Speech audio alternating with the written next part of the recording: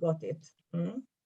Hi, everyone, and welcome to this interview with Inga Blennow, chair of the Swedish coalition, Sveriges Fontänhus Riksförbund, who has joined me today to talk about Inga's involvement with the Swedish clubhouses. So Inga, I'm so excited to hear your history with the clubhouses.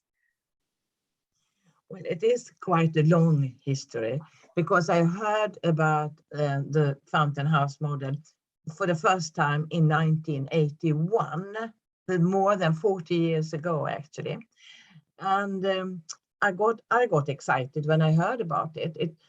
This was the head of the Fountain House in Stockholm, the first outside the United States.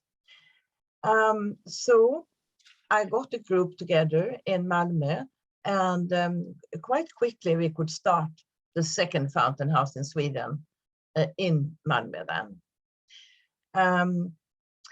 And then we went on to start one in Lund also, even if that didn't last too long because I didn't really want to be a fountain house.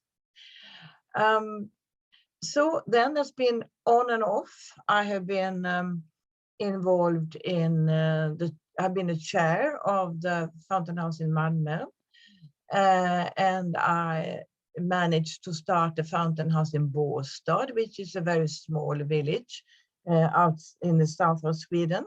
I did that with the help of a politician who was very interested in the fountain house model as well.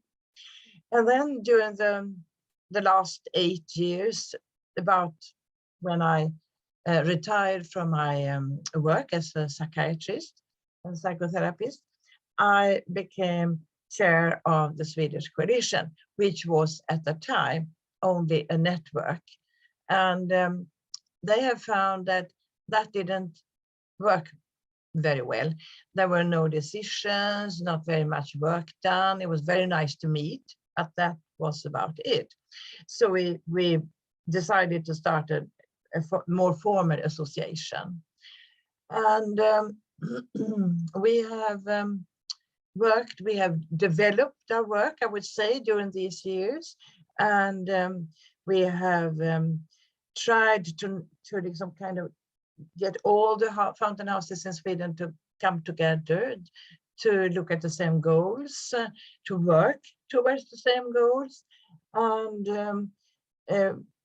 I would say with the help of the Corona pandemic, we also got a very good digital work together. The heads of the fountain houses meet every other week digitally, which I didn't, of course, do it all before. They met once a year, and now every other week. And the chair of every fountain house, they meet as well, about once every third month.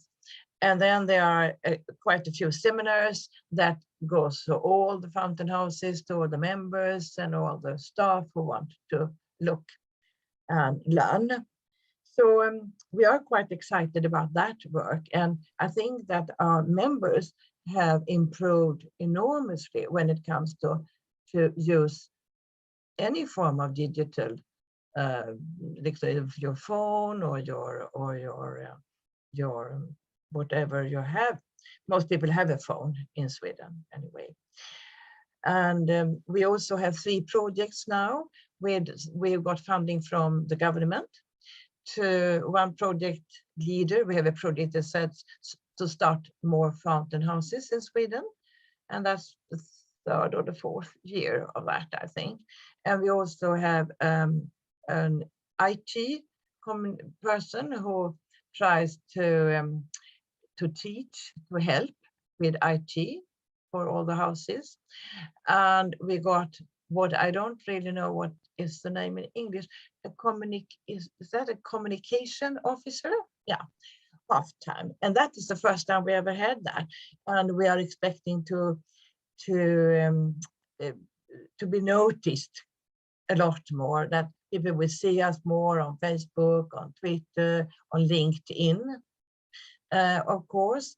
And we will try to support different communities who are trying to start a fountain house, but they may need an article for a newspaper or maybe something on Facebook and so on.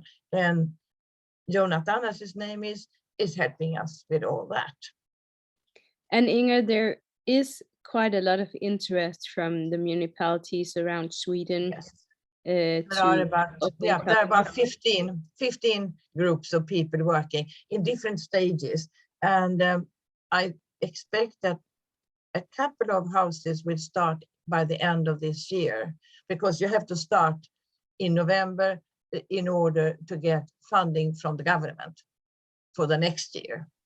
So that is a massive interest, because I have been with Clubhouses since 27, and in Sweden there has been this number of Clubhouses for many years, and the most recent one is in Falun, and it opened 2 years ago.